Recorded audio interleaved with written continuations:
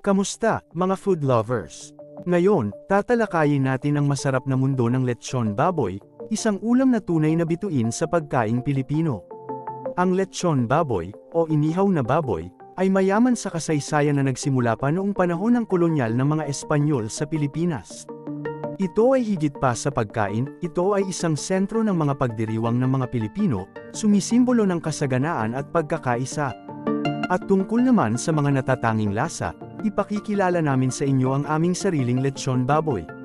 Ang aming recipe ay pinaghalo ang tradisyonal na pamamaraan na may espesyal na twist, na lumilikha ng lechon na malutong sa labas at malambot sa loob.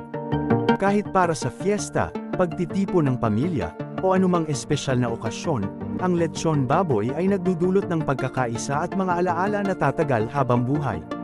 Gusto nyo bang maranasan ang masarap at malutong na lechon baboy? Makipag-ugnayan sa amin ngayon upang mag-order ng sa inyo.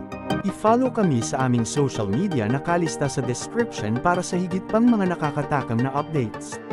Salamat sa panunood, at magkita-kita tayo sa susunod.